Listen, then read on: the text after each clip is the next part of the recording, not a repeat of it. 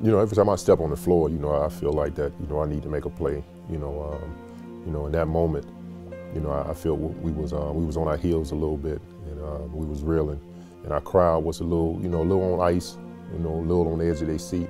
And we need to make a play to, you know, get the crowd excited, to get them pumped up, so we can feed off that energy. And you know, and that was a perfect opportunity. Crowd trying to urge their team on and hope they get another game coming up on Friday. You know, I was on the ball, so I was guarding the ball up at the free throw line. I seen Hidana Hassan, you know, raise the ball over his head, so I knew he was about to dump it down inside to Shaq. I knew Sheed was down there, so my goal was to get down there and provide some help, you know, for Sheed, because Shaq had it going. You know, when I turned and I saw he had, you know, sort of shoved Sheed off, and, you know, no whistle. What was going through my mind then was, you know, I got to get to this ball before he get to the rim, because you let Shaq get to the rim, you know, we know what's going to follow. So when I turned and you know, I started to slide down, and once I elevated and I see he hadn't raised the ball above his head yet, you know, I feel like I was in a perfect position. And then when he went into his move, you know, I knew I sort of caught him off guard a little bit.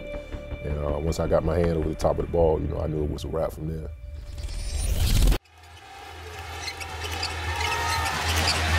O'Neal deep in the post, lots of contact there. Oh, what a block by Wallace! Wow. And a jump ball! Wow. Now that was beautifully timed by Ben Wallace. It is so difficult to block someone O'Neal's size that close without fouling him, and Wallace managed to do it.